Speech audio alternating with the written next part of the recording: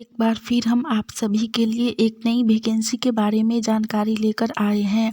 यह वैकेंसी बिहार कार्यालय सहायक की तरफ से निकाली गई है।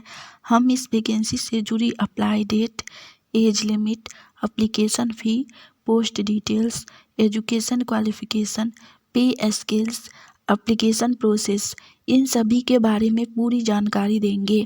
तो अगर आप भी इस वैकेंसी के लिए फॉर्म अप्लाई करना चाहते हैं तो जानकारी को ध्यानपूर्वक सुनिए और वीडियो में लास्ट तक बने रहिए ताकि फॉर्म अप्लाई करते टाइम आपसे कोई भी मिस्टेक ना हो। चलिए जानते हैं सबसे पहले इस वैकेंसी से जुड़ी अप्लाई डेट के बारे में। इस वैकेंसी के लिए फॉर्म जिनको भी अप्लाई करना है वो लोग आज से ही फॉर्म अप्लाई कर सकते हैं। इसका अप्लाई 9 जनवरी 2024 से स्टार्ट हो चुका है और इसका लास्ट अप्लाई डेट है 20 जनवरी 2024।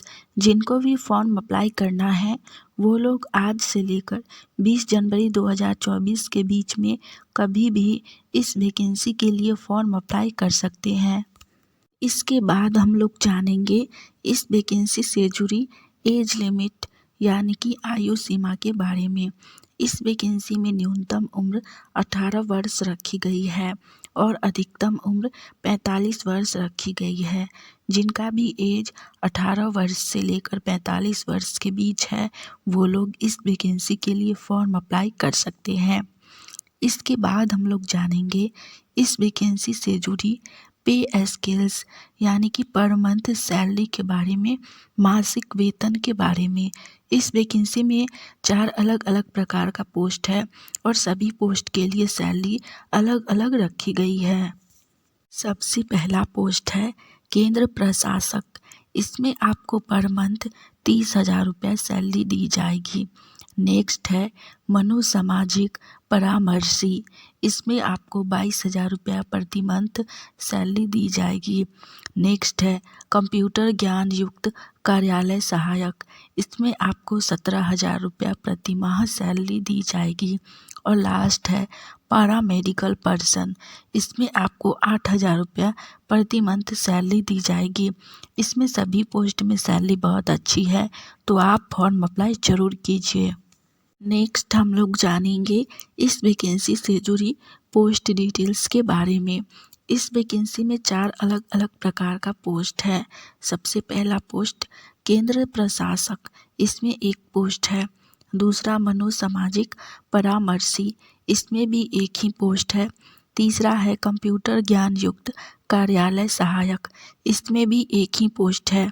और लास्ट है पारा मेडिकल पर्सन। इसमें भी एक ही पोस्ट है।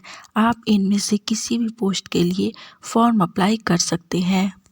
अगर आपको यह जानकारी अच्छी लगी तो वीडियो को लाइक कीजिए।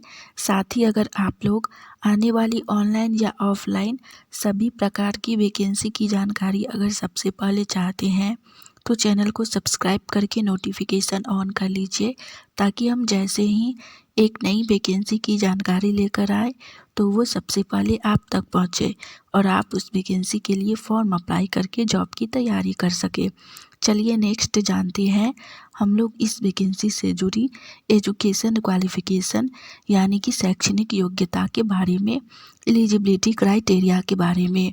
इसमें सभी पोस्ट के लिए शैक्षणिक योग्यता अलग अलग रखी गई है। पहला पोस्ट केंद्र प्रशासक।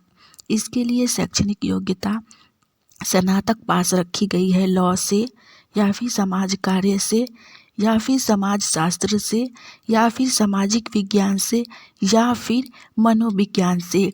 यदि आप इन सभी में से किसी से ग्रेजुएट किए हुए हैं तो आप इस पोस्ट के लिए फॉर्म अप्लाई कर सकते हैं। दूसरा पोस्ट है मनोसामाजिक परामर्शी। इसके लिए भी शैक्षणिक योग्यता मनोवैज्ञानिक या फिर तंत्रिका विज्ञान यानी कि न्यूरो साइंस, इन दोनों में से किसी से भी अगर आप लोग ग्रेजुएट पास हैं तो फॉर्म अप्लाई कर सकते हैं। थर्ड पोस्ट है कंप्यूटर ज्ञान युक्त कार्यालय सहायक। इसके लिए आपके पास कंप्यूटर साइंस या फिर आईटी में डिप्लोमा होना चाहिए। लास्ट है पारा मेडिकल पर्सन।